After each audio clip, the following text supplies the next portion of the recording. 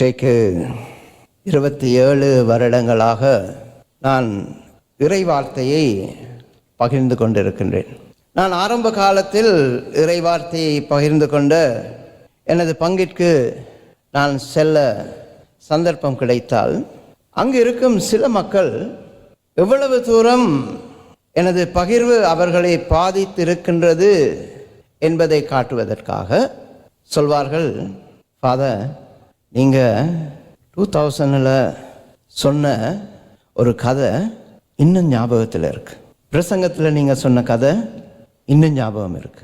நீங்கள் 2005 பிரசங்கத்தில் சொன்ன ஒரு ஜோக் இன்னும் ஞாபகத்தில் இருக்கு. அதை கேட்கும் பொழுது அவர்கள் நினைப்பார்கள், எனக்கு ஒரு சந்தோஷம் வரும், ஆனந்தம் வரும். ஆனால் நம்ம வாய் சும்மா இருக்காதில்ல, உங்களுக்கு அந்த தெரியுமே இல்லையா?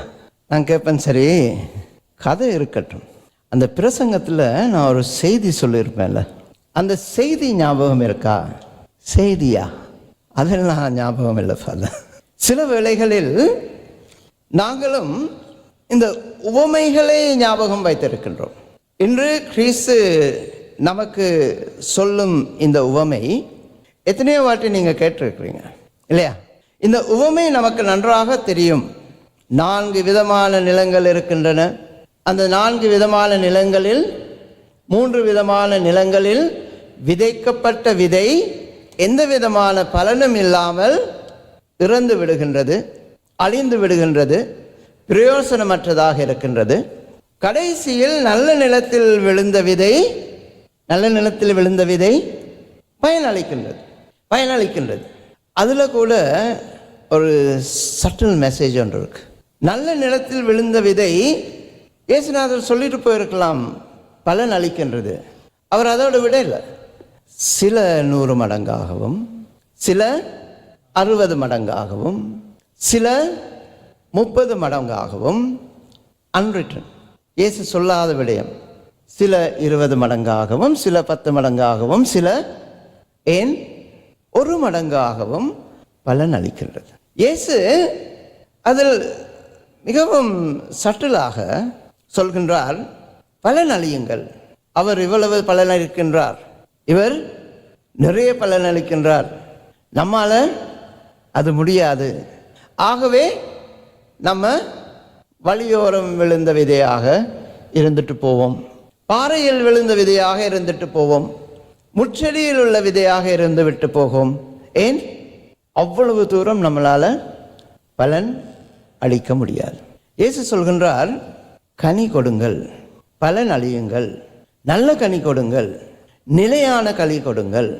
எவ்வளவு கனி கொடுங்கள்னு சொல்லலை, நமக்கு முடிந்த அளவுக்கு நாம் கனி கொடுக்க வேண்டும். இது எல்லாவற்றையும் விட இன்றைய வாசகத்தில் இருக்கும் ஒரு உன்னதமான ஒரு விடயம். இன்னொரு நற்செய்தியில் இயேசுவை பார்த்து ஆயக்காரர்கள், பரிசேயர்கள் அவரை ஆபிரகாமோடு ஒப்பிடும் பொழுது சொல்வார்கள், நமது தந்தை ஆபிரகாம். அப்போ இயேசு சொல்வார், ஆபிரகாமிற்கு முன்னிருந்தே நான் இருக்கின்றேன், ஆபிரகாமுக்கு முன்னிருந்தே நான் இருக்கின்றேன். என்னை ஆபிரகாம் காண்பதற்கு மிகவும் ஆசையாக இருந்திருப்பார். இன்றைய வாசகத்திற்கு வந்தால், உங்கள் முன்னோர்கள் பலர் என்னை உங்கள் கண்கள் காண்பவற்றை காண்பதற்கு மிகவும் ஆசையாக இருந்தார்கள், ஆனால் அதை அவர்களால் காண முடியவில்லை. ஆகவே இதை காணும் நீங்கள் பேறு பெற்றவர்கள். இதில் என்ன முக்கியம்னு சொன்னால், இதை காணும் நாம் பேறு பெற்றவர்கள் என்பதை எவ்வளவு தூரம் நாம் உணர்ந்திருக்கின்றோம் என்பது ஒரு கேள்விக்குறி. எதை காண்பது? நீங்கள் விவிலியத்தை எடுத்துக்கொண்டீங்கன்னு சொன்னால், விவிலியத்தில் ஒரு விடயம் இயேசு அதை சொன்ன நாளிலிருந்து 2000 ஆண்டுகளுக்கு பின்பு இன்று வரை அது ஒவ்வொரு நாளும் இவ்வுலகில் நடைபெற்று கொண்டிருக்கின்றது. என்னவா இருக்கும்? இயேசு சொன்ன ஒரு விடயம் ஒவ்வொரு நாளும் நடைபெற்று கொண்டு இருக்கின்றது. என்னவா இருக்கும்? இதை என் ஞாபகமாக செய்யுங்கள். ஒவ்வொரு நாளும் செய்கிறோம் இல்லையா? ஒவ்வொரு நாளும் செய்கிறோம். இயேசு நமக்கு கொடுத்த கமாண்ட்மெண்ட், கட்டளை, இதை என் நினைவாக செய்யுங்கள், இதை என் ஞாபகமாக செய்யுங்கள்.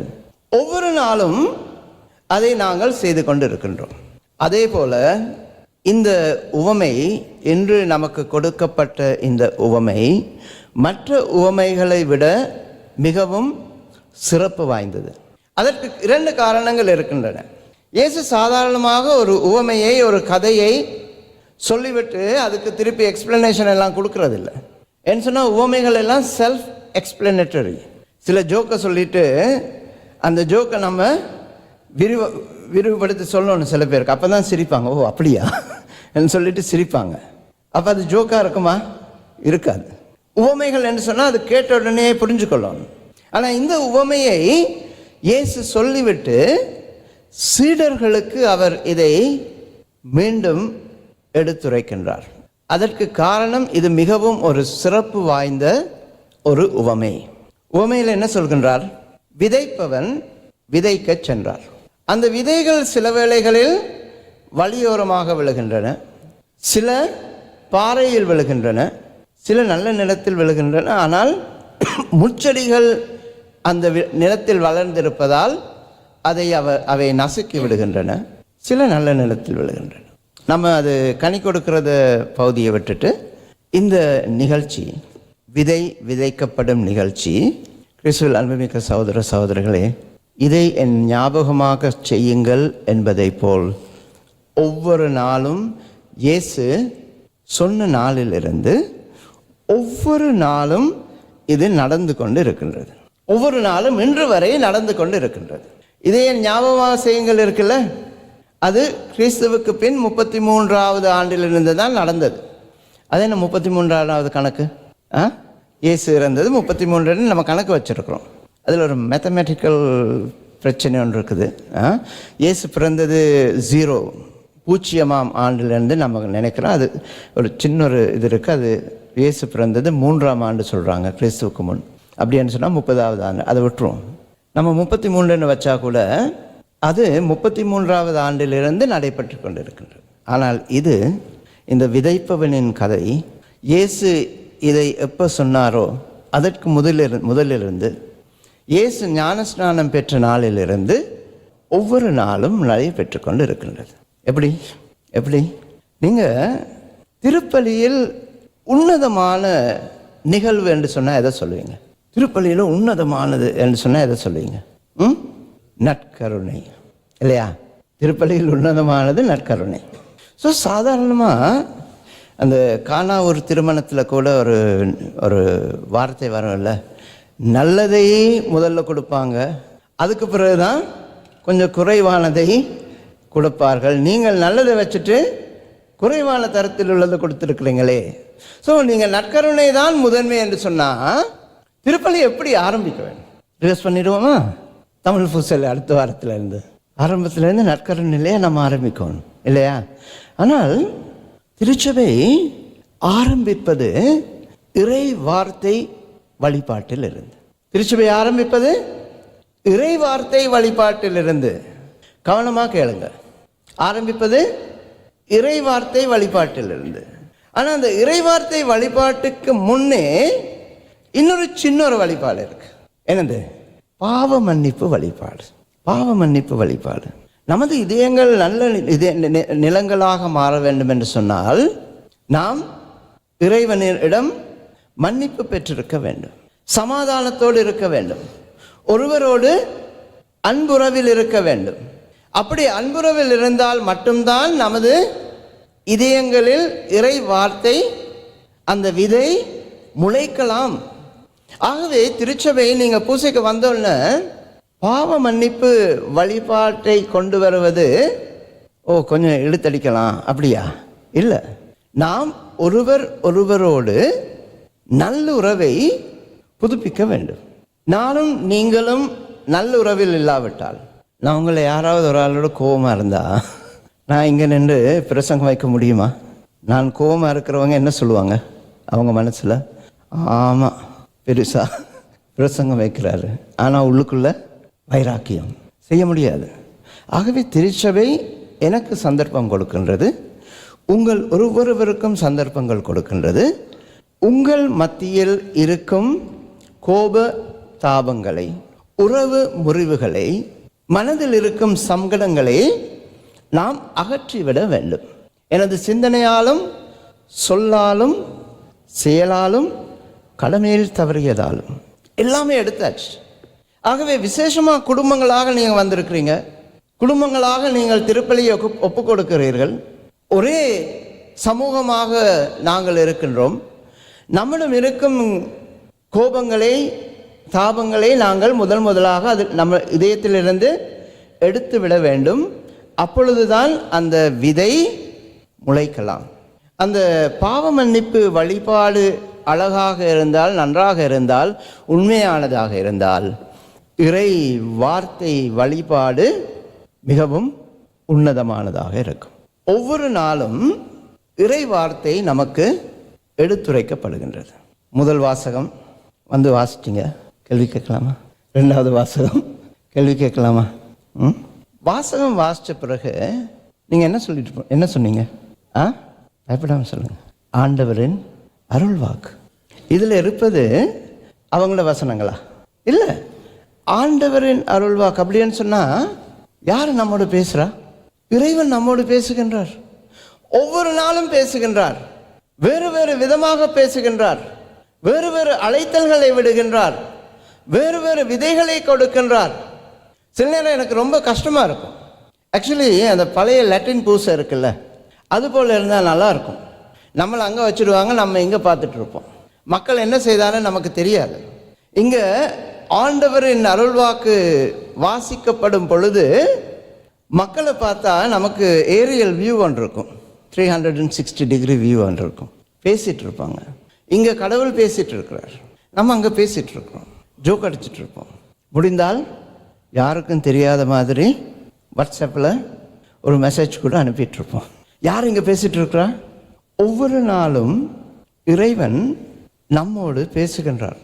அது முடிய விட்டு நம்ம சொல்கிறோம், இது ஆண்டவரின் அருள்வாக்கு. முதல் வாசகம் இசையாஸ் சொல்கின்றார், ஆண்டவரின் வாக்கு அப்படி என்று சொன்னால் ஒரு வலிமை வாய்ந்த ஒரு வாக்கு. அதுக்கு ஒரு நோக்கம் இருக்கின்றது. அந்த நோக்கத்தை நிறைவுபடுத்தாமல் அது திரும்பி போகாது.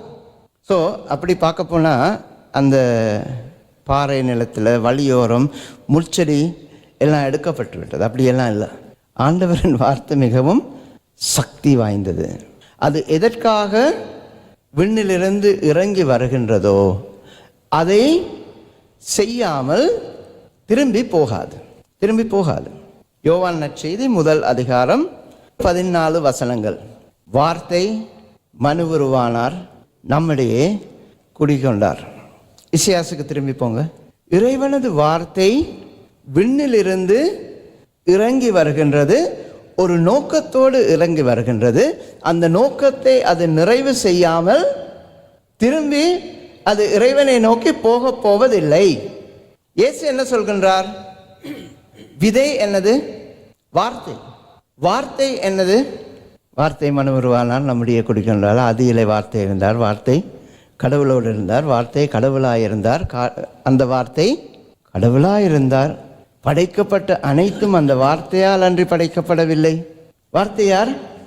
இயேசு நம்முடைய வார்த்தையாக வருகின்றார். அந்த வார்த்தை எந்த நோக்கத்திற்காக வந்ததோ அந்த நோக்கத்தை நிறைவு செய்யாமல் அது மீண்டும் திரும்பி போவது இல்லை. அப்போ இயேசு மீண்டும் பரலோகத்துக்கு போயிட்டார் என்று சொன்னால் அவரது நோக்கம் ஓரளவுக்கு நிறைவு பெற்றிருக்கின்றது. அவர் தமது வார்த்தையை தமது சீடர்களிடம் விட்டு சென்றார். நீங்கள் பார்த்தீங்கன்னு சொன்னால் பேசிக் கேட்டகிசம் முதல் வாசகம் எப்பொழுதுமே பழைய ஏற்பாட்டிலிருந்து வரும். பழைய ஏற்பாடு ஆதியில் இறைவன் தேர்ந்தெடுக்கிற மக்களின் கதை. அவர்களை இறைவன் அப்பொழுது எப்படி அன்பு செய்தார், எப்படி வழிநடத்தினார், எப்படி அவர்களை இறைவன் தமது அன்பில் நிலைத்திருக்க செய்தார். அது முதல் வாசகம். இரண்டாவது வாசகம் எப்பொழுதும் அப்போஸ்தலர்களின் கதைகள், கடிதங்கள், அறிவுரைகள். புதிய ஏற்பாட்டின் இரண்டாவது பகுதியிலிருந்து வரும். புதிய ஏற்பாட்டை 2 பகுதியாக பிரிக்கல, உங்களுக்கு புரிகிறதுக்காக நான் சொல்கிறேன். புதிய ஏற்பாட்டின் முதல் பகுதியை 4 நற்செய்திகள் என எடுத்துட்டா, 2வது பகுதி அப்போஸ்தலர்கள் பேசிய விடயங்கள், அவர்களது அனுபவங்களை சொல்கின்றது. அவர்கள் எப்படி இயேசுவை வார்த்தையை அவர்கள் கிரகித்தார்கள். அது 2க்கும் நடுவில் நம்ம ஒரு பதிலுரை பாடல் பாடுவோம். இதில் என்ன சோகம்னு சொன்னால், எல்லா கோயில்களையும் நம்ம நினச்சிட்டு இருக்கிறோம், பதிலுரை பாடல் என்பது ஞாயிற்றுக்கிழமை பாடலாக பாடப்படும், மற்ற நாட்களில் வசனமாக பேசப்படும். நீங்கள் நம்ம கோயிலுக்கு வந்து பாருங்கள், டெய்லி மாசில் பதிலுரை பாடல் எப்படி இருக்கும்? வசனமாக பேசிட்டு போயிடுவாங்க. ரெஸ்பான்சிபிள் சாம் சொல்கிறேன்ல, பதிலுரை பாடல் நம்ம இறைவனை போற்றி பாடும் ஒரு தருணம். இன்றைய பதிலுரை பாடல் என்னது? பரவாயில்லையே, இதுதான் நான் சொல்ல முற்பட்டது. பதிலுரை பாடல் சாதாரணமாக பதிலுரை பாடல் பாடுபவரும் அந்த குவார மக்களும் தான் படிக்கிறாங்க. நம்ம எல்லாம் முடிச்சுட்டா சரி 2வது வருஷத்துக்கு போகலாம். பதிலுரை பாடல் நாம் இறைவனது வார்த்தையை கேட்டு இறைவனுக்கு வி ஆர் ரெஸ்பாண்டிங், பதிலுரை கொடுக்கின்றோம். அந்த பாடல் சொல்கின்றது, நல்ல நிலத்தில் விழுந்த விதைகள் கனி கொடுக்கும். நாம் இறை வார்த்தையை கேட்டால் கிறிஸ்துவில் அன்புமிக்க சகோதர சகோதரர்களே, நாங்கள் கனி கொடுக்க வேண்டும், கனி கொடுக்க வேண்டும். இன்றைக்கு காலையில் ஒரு திருமண திருப்பலியை ஒப்பு கொடுக்க வேண்டியிருந்தது. அந்த திருமண திருப்பலியில் நான் அவர்களுக்கு சொன்ன ஒரு விடயம் என்னன்னு சொன்னால், நீங்கள் ஒரு அருட்சாதனத்தை பெற்றுக்கொண்டீர்கள் என்று சொன்னால் அந்த அருட்சாதனம் உங்களை மாற்ற வேண்டும். It should change you. அந்த அருட்சாதனம் உங்களை மாற்ற வேண்டும். திருமணம் ஒரு அருட்சாதனம், சக்ரமெண்ட் இல்லையா? உறுதி பூசுதல் அருட்சாதனம், ஞானஸ்நானம் அருட்சாதனம், தேவனட் கருணை அருட்சாதனம். இந்த அருட்சாதனங்கள் நாம் பெற்றுக்கொள்வது ஃபோட்டோ எடுத்து ஃப்ரேம் பண்ணி வீட்டில் வைக்கிறதுக்காக அல்ல. ஒரு கணவன் மனைவி, ஒரு ஆணும் பெண்ணும் திருமணம் முடித்த அந்த நாளில் அவர்கள் மாற வேண்டும். எப்படி மாறுவாங்க? திருமணத்துக்கு முன்னாடி ரொம்ப நல்லா இருப்பாங்க, ஹனி ஹவ் ஆர் யூ சொல்லுவாங்க. திருமணம் முடித்த அடுத்த நாள்லேருந்து இனி இவர் நம்மளது தான், அடக்கி ஆள வேண்டியது இல்லை, நாம் மாற வேண்டும். அன்பில் அவர்களுக்காக நாங்கள் மாற வேண்டும். இவ்வளவு நாள் நான் இப்படித்தான் இருந்தேன் இல்லை, மாற வேண்டும். ஒவ்வொரு அருட்சாதனமும் என்னை மாற்ற வேண்டும். அதே போல் அந்த அருட்சாதனம் என்னை எப்படி மாற்றுகின்றதோ அவ்வாறு இறை வார்த்தை என்னை மாற்ற வேண்டும். எல்லாவற்றிற்கும் மேலாக நாங்கள் மற்ற வாசகங்கள் எல்லாம் நம்ம புக்கெல்லாம் எடுத்துகிட்டு சுற்றி வர்றதில்லை. காரணம் என்ன தெரியுமா? இந்த புக்கில் நான் தூக்கிட்டு வரேன்ல ஒரு புக்கு, ரொம்ப பாரம், தெரிஞ்சிருக்கும் உங்களுக்கு, கொண்டு வர்றதை பார்த்தாலே தெரியும், ரொம்ப பாரம். இதில் என்ன இருக்குது? நற்செய்தி வாசகங்கள் மட்டும், நற்செய்தி நூல்கள். உங்களுக்கு தெரியுதா? தெரியாது, தெரியுதா? தெரியலையா? இதில் போட்டிருக்கு நற்செய்தி நூல்கள். இதில் நற்செய்தி நூல் மட்டும்தான் இருக்கின்றது. ஏன் நற்செய்தி நூல் மட்டும்தான் இருப்பதற்கு காரணம் என்ன? வார்த்தை மனுவுருவானார், நம்மிடையே குடிக்கொண்டார். இதில் இருப்பது இறைமகன், இதிலிருந்து பேசுவது இறைமகன். அப்போ இதில் நாம் வாசிக்கும் பொழுது இறைமகன், இறைவன் என்னோடு பேசுகின்றார் என்பதை நாங்கள் உணர்ந்து கொள்ள வேண்டும். அவர் யாரோடு பேசுகின்றார்? இன்றைய வாசகத்தை பார்த்தா மனம் திரும்புவதை பற்றி இருக்குது. அந்த அக்கா கேட்டுட்டு இருந்தால் அது நல்லாயிருக்கும் என்று சொன்னால் அவங்க தான் மனம் திரும்ப வேண்டும். இது யாருக்காக? எனக்காக. இந்த நூல் எனக்காக.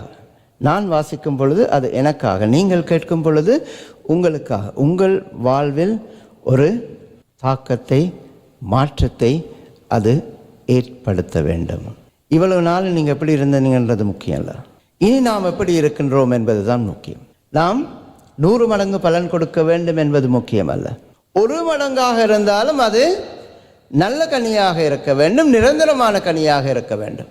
கிறிஸ்துவில் அன்புமிக்க சகோதர சகோதரிகளே, இறை வார்த்தை 4 விதமாக நமக்கு கொடுக்கப்படுகின்றது ஒரு ஞாயிற்றுக்கிழமை பூசையில்.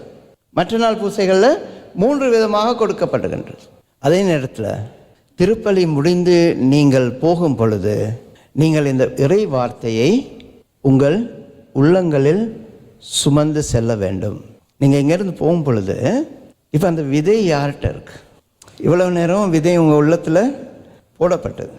ஆனால் நீங்கள் இங்கே பூசலேருந்து திரும்பி போகும் பொழுது அந்த விதை உங்களிடம் கொடுக்கப்படுகின்றது. அந்த விதையை நீங்கள் சென்று பறை சாற்ற வேண்டும். இந்த பறை சாற்றுறதுன்னு சொன்னால் தெரியும்ல, பறை சாற்றுறதுலாம் ரகசியமாக செய்ய முடியுமா? செய்ய முடியாது. பறை சாற்றுறது சத்தமாக இருக்கும். அதுக்காக போய் மற்றவங்கள்ட்டெல்லாம் விதைப்பவர் உமவையை இன்று கேளுங்கள் என்று சொல்லிட்டு இருக்க வேண்டாம்.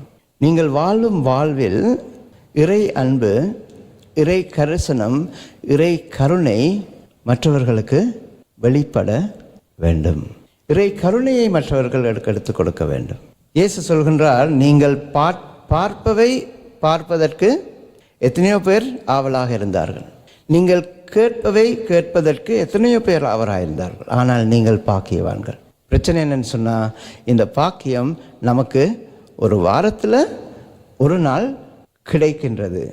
ஆனால் ஒவ்வொரு நாளும் அது கிடைப்பதற்கு திருச்சபை நமக்கு வழிவகுக்கின்றது. அந்த பாக்கியத்தை நாங்கள் நாள்தோறும் பெற்றுக்கொள்ள வேண்டும் என்று சொன்னால் நாம் ஒரு முடிவு எடுக்க வேண்டும். அந்த பாக்கியம் நமது வாழ்வில் ஒரு கனியை கொடுக்க வேண்டும் என்று சொன்னால் நாம் இறை வார்த்தையை அன்றாடம் கேட்க வேண்டும். பூசைக்கு வராவிட்டாலும் நான் உங்களிடம் கேட்கும் ஒரே ஒரு விடயம், இறை வார்த்தையை வீடுகளில் அன்றாடம் கேளுங்கள், வாசியுங்கள். உங்கள் குழந்தைகள் அதை வாசிப்பதற்கு ஒரு சந்தர்ப்பத்தை கொடுங்கள். தாய்மாரே தந்தைமாரே, நீங்கள் மட்டும் வாசித்தா போதாது, உங்கள் குழந்தைகளும் வாசிக்க வேண்டும். அவங்க வீட்டில் வாசித்தாதான் அவங்க கோயிலுக்கு வருவாங்க. அவங்க கோயிலுக்கு வந்தால் தான் இறை வார்த்தையை இங்கிருந்து அவர்களால் கேட்க முடியும். இறை வார்த்தையை நமக்கு தந்த இயேசுவுக்கு நன்றி செலுத்துவோம். அந்த இறை வார்த்தையாக மாறும் வல்லமையை கேட்போம். திருப்பலி முடிந்த பின்பு நாங்கள் போகும் பொழுது இறை வார்த்தையை சுமந்து செல்லும் மக்களாக, அதை பறைசாற்ற மக்களாக வாழும் வரத்தை வேண்டி மன்றாடுவோம். தந்தை, மகன், தூய ஆவியாரின் பெயராலே ஆமென்.